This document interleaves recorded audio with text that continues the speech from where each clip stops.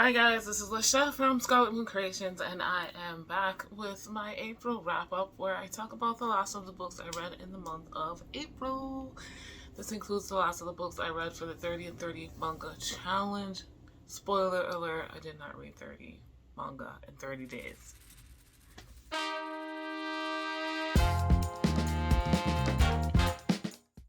I want to jump in with the stats. These are all coming from Storygraph, which you can become my friend on if you so choose. Link in the description. Now, I read a total of 9 books in the month of April, 2,203 pages. And yeah, not my best reading month, not my worst. Like, I'm not really worried about that too much, except for what it means for my mental state. And I know that already. That's neither here nor there for this video. Storygraph has this chart called Moods, and it seems like Adventurous was the biggest chunk mood-wise. Alright, so moving on. The pace was mostly fast, 44% of the books were fast-paced.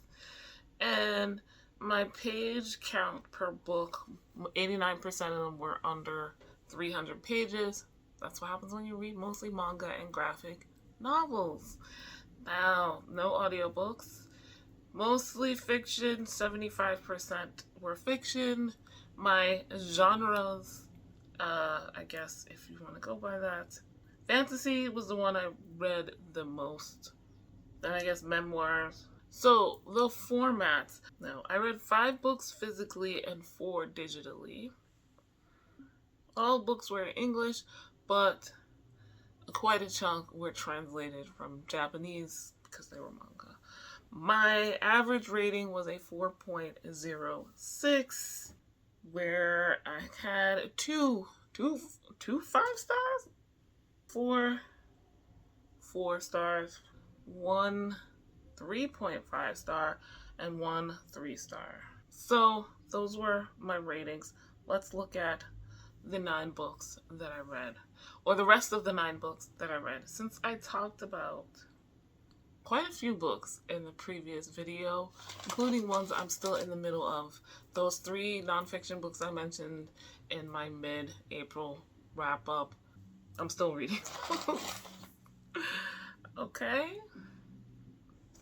And the next book I finished for manga, 30 and 30, and just a month, Death Note Black Edition Volume 3. So these editions contain 2 original volumes in them. Volumes 5 and 6 are in this one. So this counts as reading 2 tankobon, or 2 manga volumes. And this is, shonen manga series. Thriller, mystery type.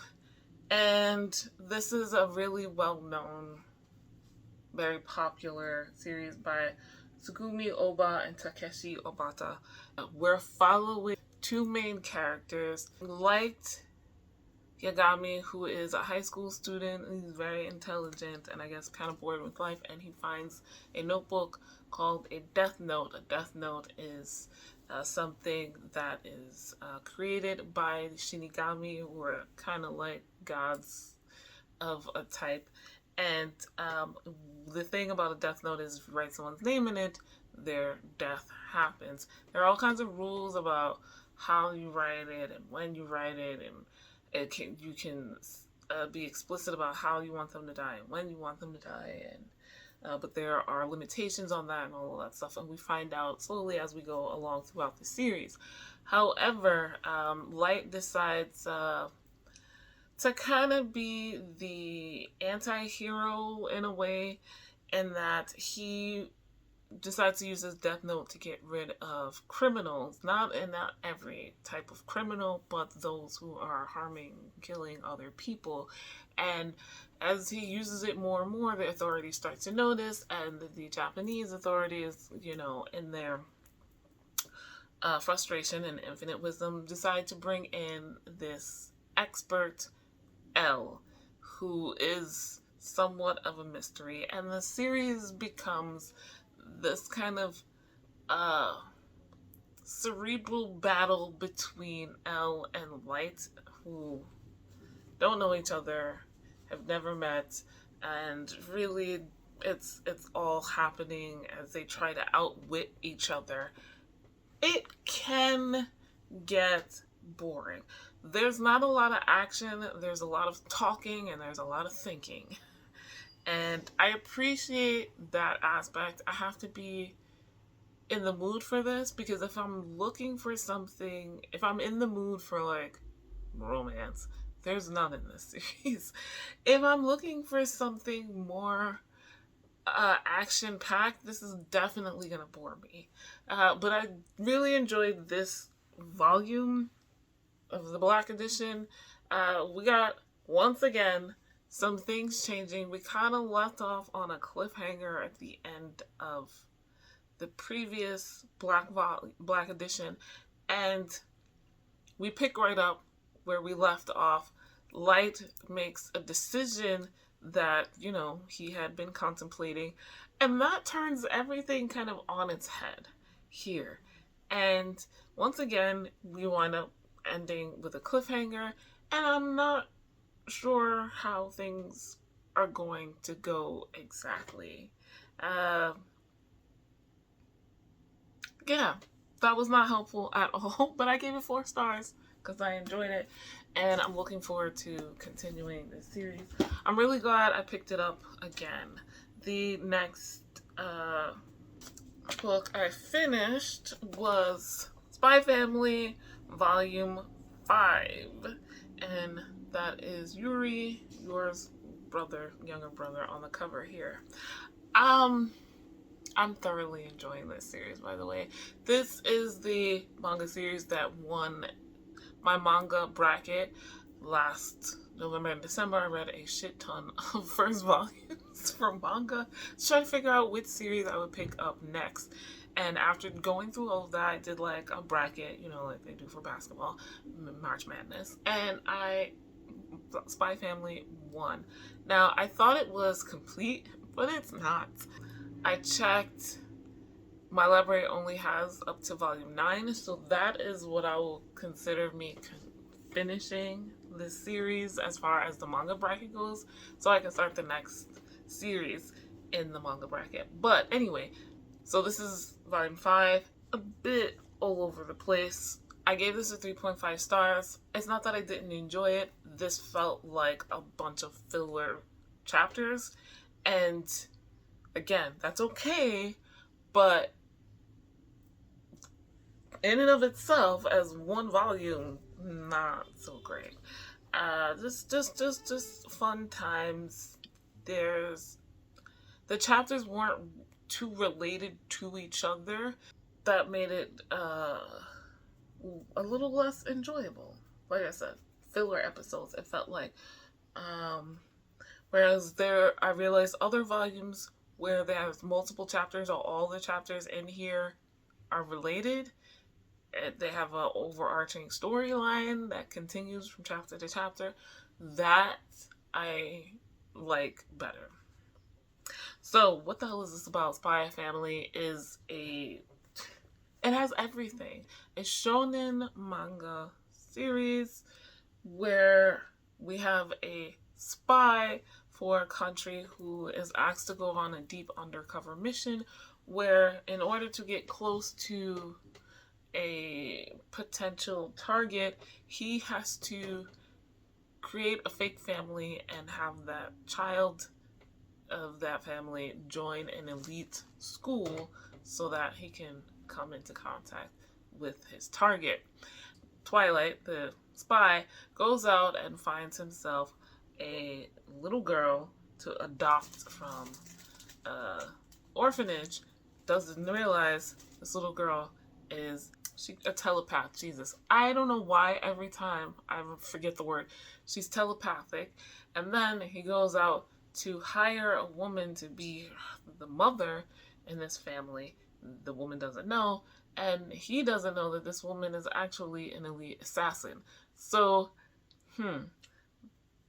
Anya, the little girl, the telepath, is aware because she's a telepath, but she's young and doesn't quite understand what her parents are doing. um, so it makes for amusing times, and they're getting closer as a family. We meet Yulee, the woman, the mother, is her younger brother, who she's, as has said, she's done everything for, because they were raised just the two of them together, and so that became very interesting. Like, we've met him before, but he pops up again and creates a little bit of havoc. There's some other stuff with Anya in the school because she's trying to befriend a kid and not doing too well in school. But yeah, it continues to be cute, and I will continue to read it. Okay, the next two books, the last two books I want to talk about, are manga that I read digitally because that's able to continue. And we are continuing the Children of the Whales series. This is a fantasy manga series with volume 11. I gave that one 4 stars, and volume 12 4 stars. Children of the Whales. We're following the inhabitants of the mud whale, who are mostly children with a few adults. That's because they are marked and unmarked. Those marked are those who have a magical ability, and the unmarked are those who do not. These people have been living on the mud whale for their entire lives, and those who pass away, and they give them to the sea of sand. The mud whale travels on the sea of sand, not water. And they've never seen other people or come into contact with other civilizations or anything at all until one day they see another ship like theirs that seems to have been abandoned, or there was a shipwreck or something, right? But there's nothing out there but sand. So they get curious and they go onto the ship and they find one person, this young girl, who they befriend and bring back to the mud whale. And after this, things start happening. They start meeting other people. There's other ships start popping up. They start to learn more about the world around them that they didn't know. They start learning about themselves and their ship. And it's just been reveal after reveal after reveal, where for several hundred years, the mud whale has just been alone on itself, by itself, on the sea of sand. Volume 11, the marked have made their decision and decide to go somewhere and save the unmarked. And that's interesting. There's some confrontations that happen here in volume 11, and then in volume 12, a much bigger confrontation happens, and it's just like, wow. There's action scenes, but not very elaborate.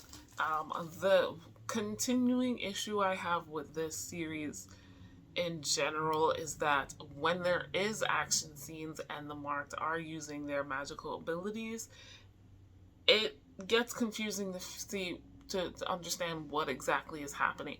But I recently learned that there is an anime of this, so I don't know how far it goes into the story, but I'm interested in watching that to see exactly how the magic works and moves around, particularly in the action scenes, the fight scenes. The series is, I believe now, at the date I'm filming this, complete at 23 volumes, and that will be it. So I'm halfway through. I will continue reading this because I'm enjoying it. It's a very interesting story, I think. I'm not sure where it's going, but I feel like there's going to be more and more confrontations, and feel for these people. I think they should all get back on the mud whale and just go back to the way they were living. Though, I mean, that'll be hard with before they were living in ignorance and the rest of the world was kind of living in ignorance, and now that is no longer the case. But that's how I feel. That's like the most hopeful outcome for their situation. So yes, that is the last of the books I read in the month of April. And that makes it 1, 2, 3, 4, 5, 6, 7, 8 volumes of manga I read for 30 and 30. I'm okay with that because I didn't start reading until maybe the 15th of April, and then there's still like a good 5 days after that where a chunk where I didn't read anything really, other than my nonfiction books that I mentioned in the mid-April wrap-up. But how was your reading? How did you do for 30 and 30?